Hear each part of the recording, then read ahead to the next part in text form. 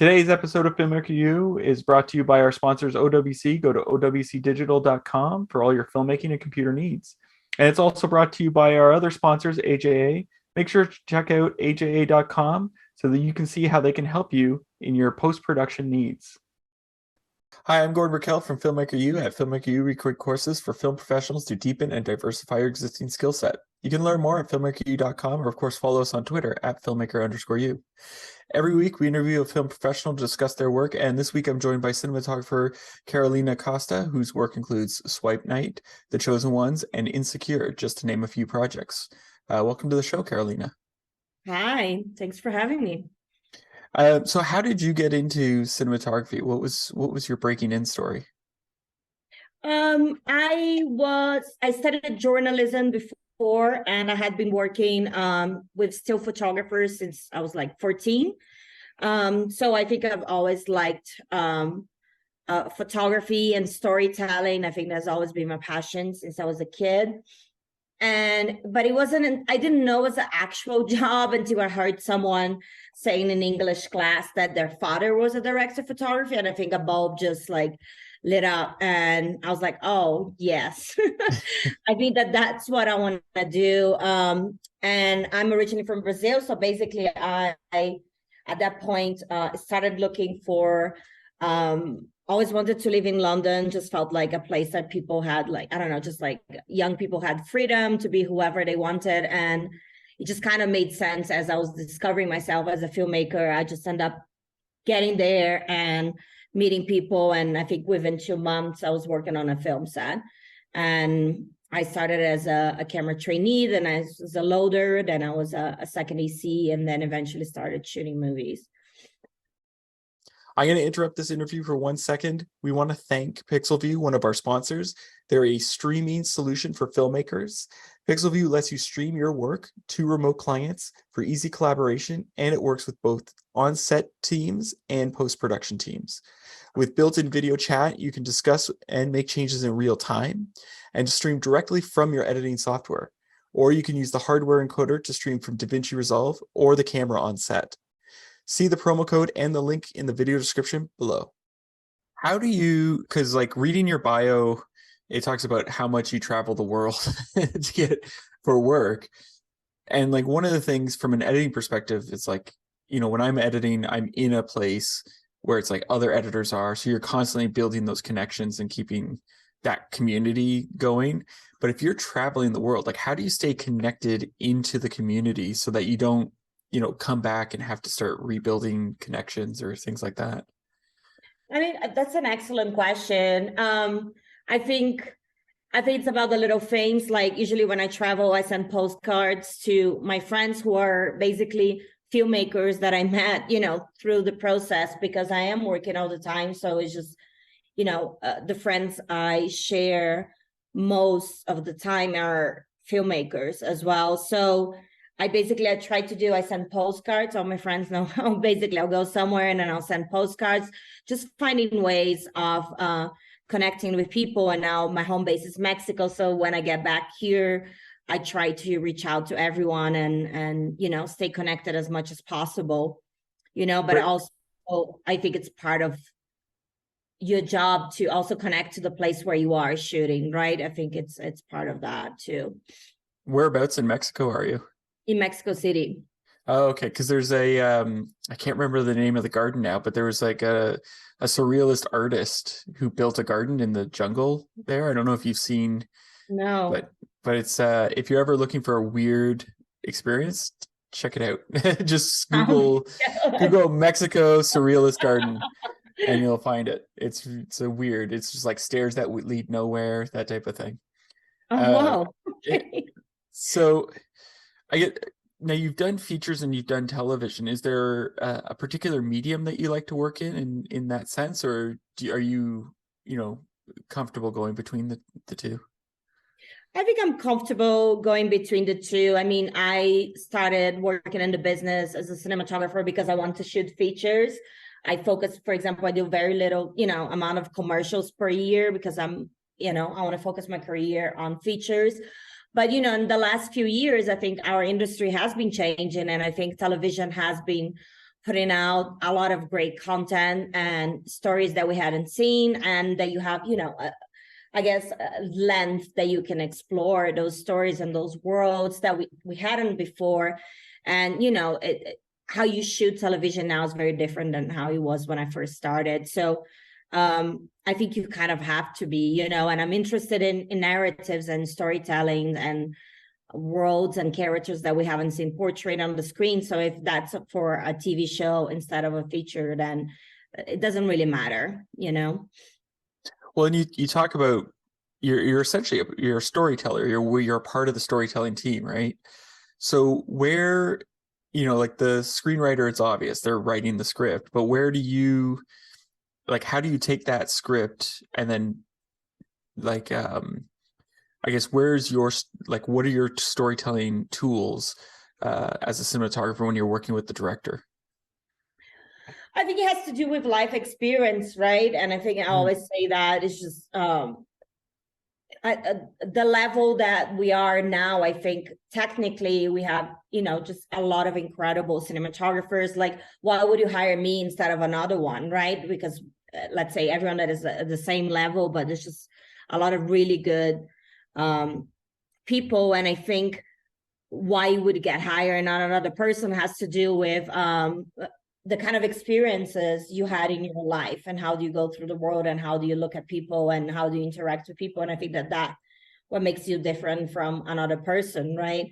That doesn't mean, like, because I had certain experience, I'm the right person for every project, right? And I think that's how it goes. And I think a lot of the way I connect with the scripts and the directors I want to work with is finding where do I have a personal connection with that story, and then sometimes if I don't find that, then I don't feel like I'm the right person to tell it. So a lot of the conversations I have is trying to understand why a character, for example, would do certain things, right? Why would they behave in certain ways, and trying to empathize with that and understand where I could connect with my own experiences. And sometimes could be, something very silly. Like, I always tell the story. For example, I shot this movie Hala, which is about Muslim girl, growing up in Chicago in the US. I grew up Catholic in Brazil, like just a very different experience. But that movie, I connected immediately because it was really about being the daughter and this parents, and this how it shifts your relationship with your parents as you're going through a divorce. And I had gone through that. So I'm always trying to find where do I connect with, my own personal experiences with someone else's, right? Well, it's okay. So it's interesting because it's like you're talking about bringing in your own personal experiences, but also like this is like a completely different culture. So when you're getting onto a project, like, do you find yourself researching into the things around the story? So like, did you start researching like the culture and what have you of this woman that you documented, or this that you made the film about, and Chicago and stuff, and like the history there? Or do you like to go in sort of like the script is my Bible and I'm going to follow that? Like, how do you sort of tackle a project? Oh, I think it's really important to research, and I always will research. That's why I like to spend a lot of time in the places I shoot. And sometimes I'll just go for walks and kind of interact and try to figure out, and because you have a perspective of an outsider when you get to, to the opportunity to go and shoot in these worlds. And like, how do you not make that become like a gaze, right? Yeah. Whatever that situation is. And I think it's so delicate. And I think that's why it's so important for you to kind of like try to fuse as much as possible. Obviously, I'm always going to be an outsider. I can't pretend that I'm not. But I think it's how do I empathize with people, and how do I perceive people? It's very important. And I think then that experience of living there and meeting people and researching is really important as well, that I do in my own individual time. about the people in the area, or if it's a different religion or whatever that is, right? A different era, right? Yeah. Very important. Like I did a period piece in Mexico a few years back, and it was late 1800s, early 1900s. You know, I'm not originally from here, so for a whole year I had history classes at my house, you know, and then everybody that was involved that wanted to refresh because they're from here or they didn't know much because they were from a different country like myself. We had history classes, and you know, like it doesn't mean that I'm gonna apply everything that I learned that into the cinematography, but I think it's important to have that in the back of your mind, right? So that you, at the moment, whatever you place in the camera or the lens, whatever that exists, right? And I think it's a way of empathy, but also respect, whatever that is, right? The history or the religion, whatever is in the situation. So when you're looking for your next project, what excites you about the scripts? I think one of the things that excites me the most is, have I seen this character or these characters on the screen before? I think for so many years, we've been telling pretty much the same stories and the same people that you see on the screen. And I think we're finally expanding that. And I think that would be the first thing that would, you know, call my attention. That's for sure. Interesting. So now, what would you say? Because like I was going through your IMDb, and there's like such a wealth of like projects that you've worked on. So was there a particular like scene or shot that you had to get during your career that it was like kind of difficult to get, or was, you know, a tricky shot to take or get that you're really pleased with the outcome? I think there's a lot. I mean, every script has its own, you know, movie has its own, or project has its own challenges, right? And a lot of them are technical challenges. But after we're done with that, I don't know, it doesn't stick in my head of like, wow, you know, that thing that we overcame. I truly think of the moments that it was really hard to film it because it was so emotionally charged. And how did you, behind the camera and the people around you, right? How do you overcome that? And how do you film that? And who you are with everybody in front and behind the camera after that event that you filmed, you know, that, for example, that period piece that I was talking about in this movie in Mexico, it's based on a true story of men that cross-dressed in these underground parties. And they are, in this true history, I mean, they are taken to like a square and tortured and embarrassed and just like ridiculed and everything you can imagine, right? And when we filmed that scene, I knew it was going to be difficult because I had been through the rehearsals, and we felt like it was a safe space to recreate that. But I knew it was going to be hard, but I didn't realize how difficult it would have been. And it was, we couldn't go into a second take, for example, because I was just like in tears, and the director didn't want to put the actors through that again. And I think the hardest part was because when we cut, I didn't want the actors to see me crying because I wanted to be like the strong person for them. And I assumed that was my role, right? To be there for them. And then what happened, it was like, I broke down and then they came to hug me. And I think this idea that everybody was just vulnerable to be part of what was being created. And that we switched roles, right? And I think that's really incredible, you know, and that's one of the moments that really are, you know, just stuck in my head.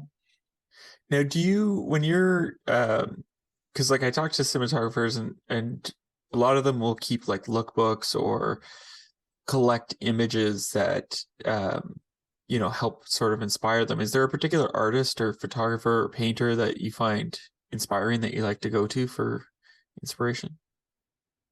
I don't think I have like a go-to place. Because I like to, every project I start, I like to say that I'm like a baby again, and I'm like starting fresh, and I forgot everything I knew. And the act of exploring and searching and figuring out what are the references for a project is one of the most exciting parts of the process for me. Yeah. So I don't go to the same, I'm sure if you look at all my lookbooks, I'm sure there is a very common reference that keep on coming back. But I don't necessarily start there. That's not my starting point. But is there like a particular artist or anyone that like has come back several times? Do you think? I mean, yes, absolutely. I'm sure there is a Caravaggio reference in every one of my lookbooks. I'm sure there is. I'm pretty sure of that. Diego Rivera is also like someone that I reference quite often. I think for artists, Francis Bacon, like, is a reference for me always.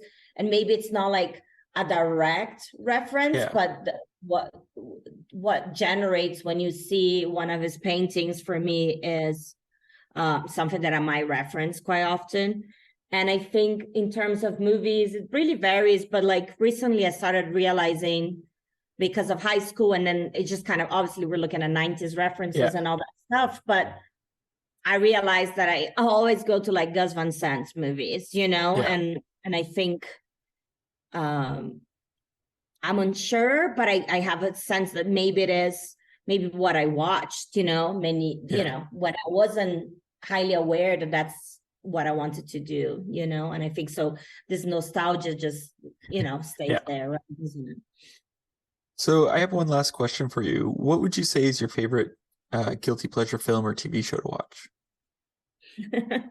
So recently, I think my guilty pleasure, and I'm a little embarrassed, but there you go. Let's share.